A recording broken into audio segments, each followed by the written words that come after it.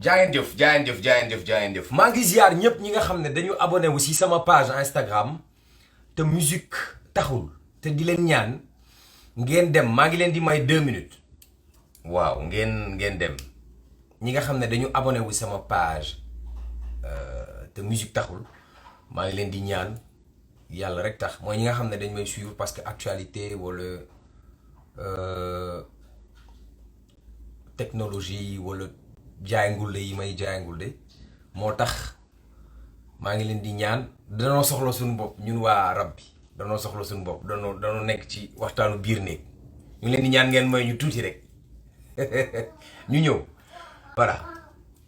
ñaan leen dimbali ma ci moom su balaa mu jàpp dimbali ma ci voilà donc man maa waxoon ne dinaa def benn live un petit live de 10 à 15 minutes maximum du yàgg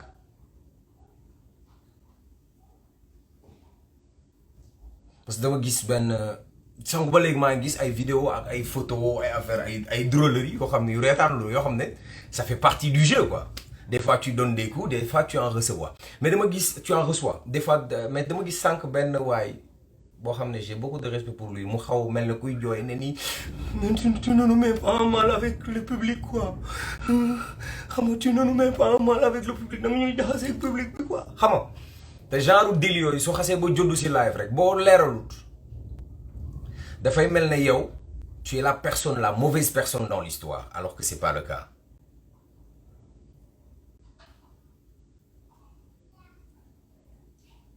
dafa am lu sooke wax ci maay gërëm ñaari nit ñoo xam ne ñu bien ci wàllu chronique je les respecte beaucoup te mën ngeen a dem vérifier seen liggéey ci kanam tuuti mooy Xapis ak Babacar Ndour ce gosse moi j'ai beaucoup de respect pour lui je vais vous dire pourquoi man dama ni le hip-hop sénégalais est en ce moment tenu en otage par quelques personnes qu'on appelle des chroniqueurs qui se font appeler eux des chroniqueurs dafa am loo xam ne nag dañ koy waxtaane bu yegsee te yàlla tax ci suuf laa toog ngir woyof déjà damay éliminer idée reçue bu nit ñi di jéem a utiliser comme argument di ko brandir mooy man dama soxoree nit si live bi wala si ñii ngeen di tuddee chroniqueur lan la kenn ëppale Pape Sidi si cat ba cat lan la ñu ma ëppale cat ba cat du nombre de followers du influence ci hip hop du knowledge ci hip hop du compréhension lenn lañ ma ëppalee mooy dañu am chaîne YouTube di ko monétiser man awma chaîne YouTube boo xam ne dama naan leen kaay leen foofu ngeen xool ma quand je fais des choses dans le hip hop je les fais gratuitement sur 10 concerts yu may dem ci hip hop Sénégal ñaar ñooy fay yeneen yi ci des yëpp damay génne sama koom ma jàppale hip hop bi parce que loolu la ñu yàgg a def ak hip hop bi. Aujourd'hui moi depuis Radio Dunia Kaolack depuis Foscoé ça fait depuis 2004 jusqu'à aujourd'hui qu'on travaille pour le hip hop on voit des choses yu yàq hip hop bi ñun dañuy noppi parce que ñun li rappeurs yi li dal rappeurs yi daf ñu war a dal mooy ragal du ñu ragal saa yi man du ma delloo avance du ma daw coow. On a toujours vécu dans le hip-hop et on restera dans le hip-hop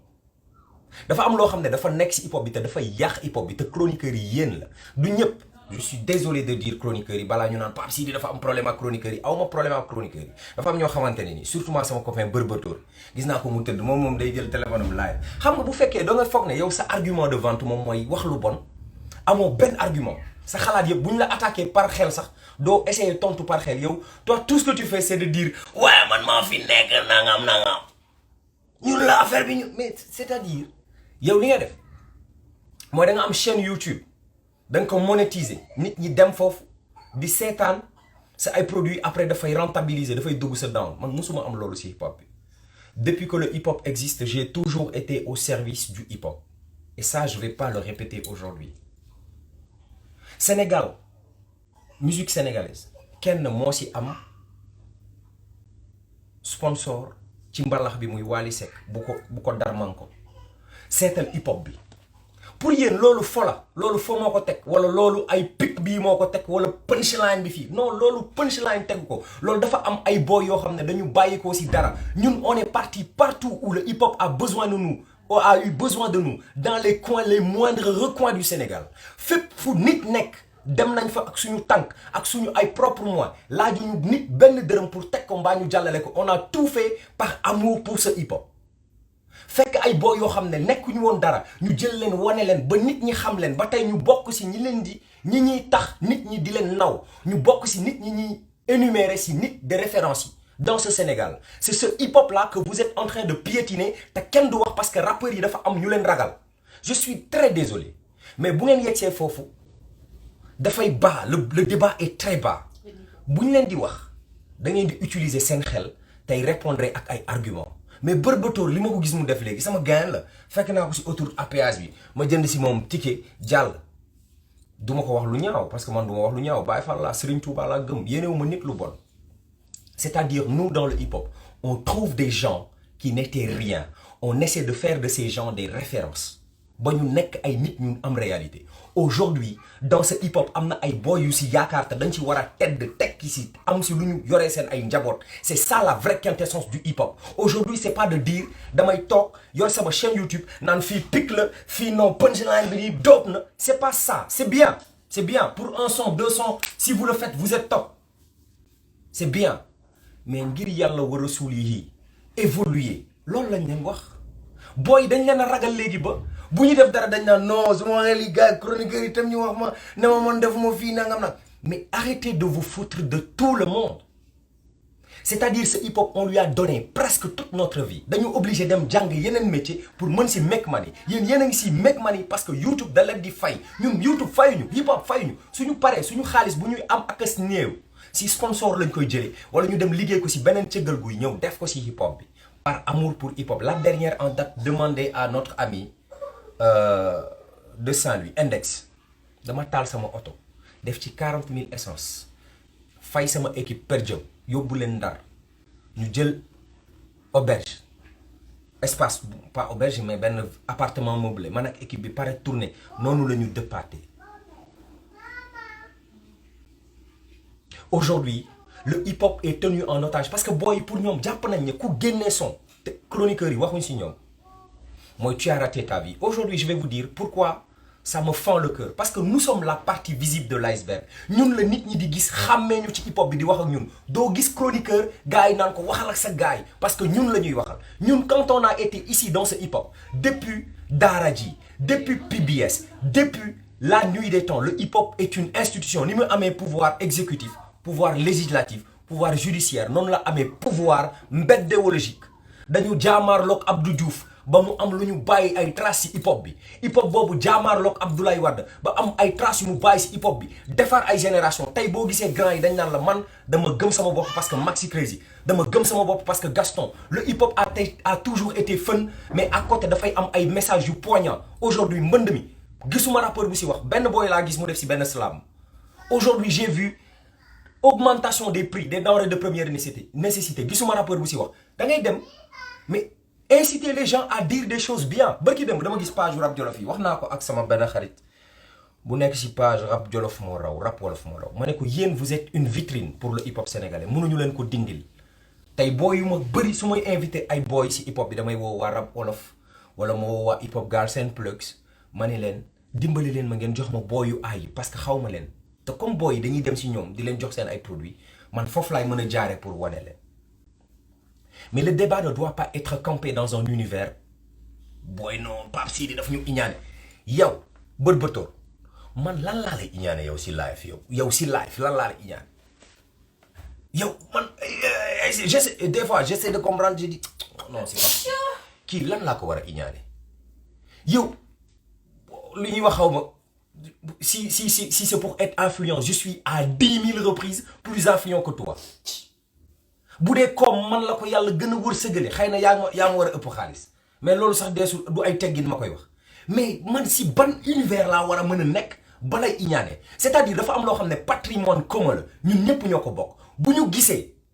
ku koy yàq dañ naan la toi ce que tu fais c'est pas bien parce que yéen chroniqueurs yi vous passez votre vie à critiquer les gens et quand les gens vous disent ce que vous êtes en train de faire c'est pas bien ngeen commencé takk rajo yi loolu moo tax booy ragal leen parce que booy dañuy ragal ku leen xas man ragaluma ko ma xas man gàcce ngaalaam man hip hop Sénégal cat ba cat nit mun naa yëkkati loxoom cat ba cat du ma waxal lu ñaaw si hip hop bi parce que j'ai toujours été stoïque j'ai toujours été très droit avec tous les hip hopeurs cat ba cat amul hip hopeur buy wax ne Pape Sidi def na ma nangam wala wax na ma nangam ci tayeefu bakkanam du ñàkk ay tergiversation bàyyi ñun dañu bëgg hip hop bi wekk ko naw ko ba bi xaalis génnee gars yi di daw di njëkkante ay 10 millions 5 millions ñun dañu braqué wu man dama braqué wu ne du ma ko jël il faut que mu am kuy veiller di rappeler à l'ordre su ma ci jëlee tem moom sama gémmiñ ñiin dootuma ñemee wax. Aujourd'hui, ce hip-hop voit les Sénégalais souffrir et ne pipe mot. Aujourd'hui, ce hip-hop est en train de faire des courses de buzz pour être challengé sur les TikTok. C'est pas mauvais. C'est pas mauvais. Mais aujourd'hui, si on vit dans cet univers, dañuy perdre la quintessence du hip-hop. Le hip-hop mérite mieux que ça. Rappeurs yi, réveillez-vous. Ngir Yàlla wa rasulillahi yeewu leen. Am na loo xam ne dafay des. Keyti maa la digoon bind. Du son wu kaas wala maa engagé ba tey ça existe. Aujourd'hui, on parle de sama doom Pacotille. J'ai donné cet exemple dans Clubhouse tout à l'heure moo tax ma leen koy fàttaliwaat. Nous, on n'est pas là pour se faire des thunes dans le hip-hop. On n'est pas là pour exister dans le côté buzz. Et si on voit que vous faites un travail, je voulais pas énumérer son nom pour des raisons que je vais taire, mais MBT man lan laa lay soxoree maa nekk yéen a ngi fàttaliku bi may def weeru koor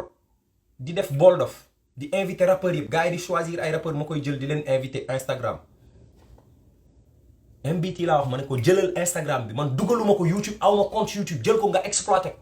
kooku dina la soxoree lan laa lay soxoree man qu'est-ce que je vais faire pour ma iñaane lan nga am si live lu ma amul lan la liggéey may lu ma mayul lan la respect ban respect nga am si hip hop bu ma amul. À force de vouloir chercher le buzz on finit par tuer quelque chose qui nous est tous cher mooy sunu hip hop bi. dafa am loo xam ne nag buñ ca yegsee guro bu sankar bu ñu waxul ne attention am na lu ci nekk lu musiba il faut que nit ñi bàyyi si xel. dafa am loo xam ne moom mooy wëy di wax mën naa leen limal ay junni hip hop boo man damay nekk au contact des Sénégalais au quotidien dañ may gis di ma wax seen problème may dégg man bu ma nit ñi di xas su ma defee plateau diine su ma defee plateau invité oustas bu ma oustas yi di xas dañ naan waa aaru mbedd moom mooy ñëw di def diine parce que man dama am identité dama am ADN si hip hop bi et depuis que je suis tout petit je travaille pour ce hip hop du ma seetaan ñetti booy ñaari booy pour avoir des vues et des clics sur internet ñu yàq ko man ma toog ne muut mel ne dama leen a ragaluma leen lépp lu ngeen yaakaar ne am ngeen ko pour parler am naa double bi dama du am jotu wax ci. ay non quand je vois MBT faire non tu veux nous mettre à mal avec le public c'est-à-dire c'est non mais c'est nan laa koy mun waxee c'est pathétique en fait dafa yërëmtalu quoi c'est de la comédie c'est dafa soof en fait. hip hop bii nga jël benn booy temps yi dama gis bërki dem dama doon waxtaan ak Kouri Mande Mori sur la page de Rap Wolof moo raw ñu dugal fa benn gel bu def daanaka taatu neen di rap ma ñëw ne lii de ñaaw na moom mu ñëw ne daf koy défendre ne ma yàgg na def lu nice te mu soo ko wax tey bu ñaawee nga wax ko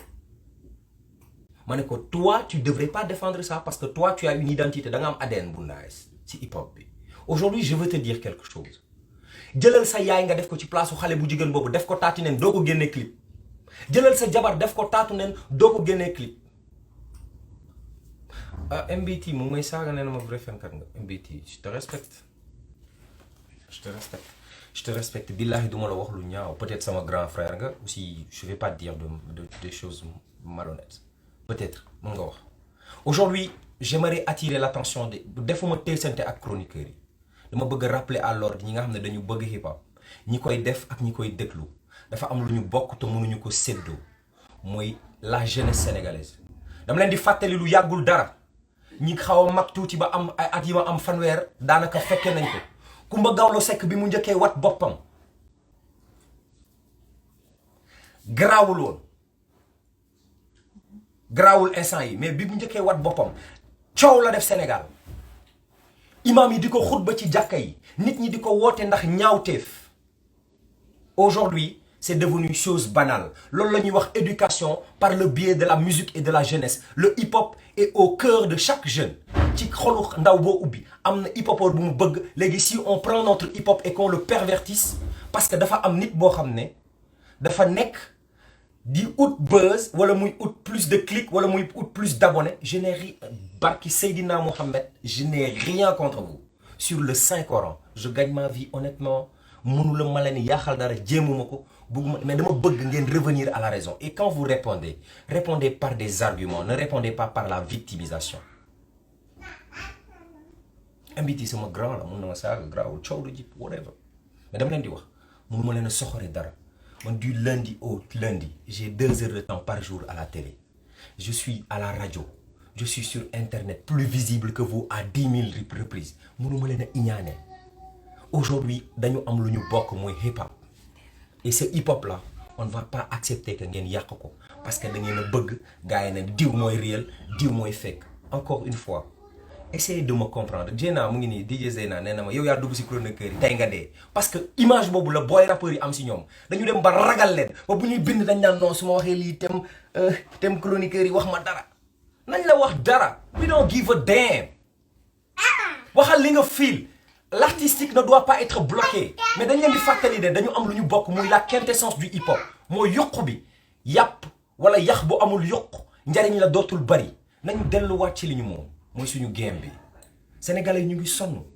billahi bi ñu génnee ci événement mars Sonko Adji Sarr yi askan bi ñoo jug naan rappeurs yi lan moo tax waxuñu rappeurs yi door a ñeme wax. loolu musul nekk rappeur.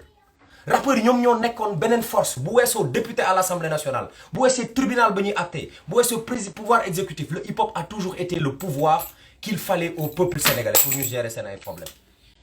Aujourd'hui si loolu lañ leen di xaaruñu leen ci waa diw fii daf ko pic après mu pic ko fii après ñoom ñaar ñu pic ko. waaw loolu nice na billahi pic nice na si benn son mais après ñu jàll si leneen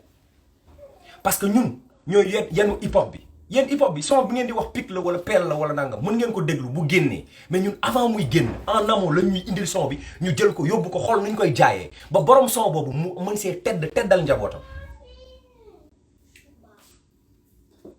rik waay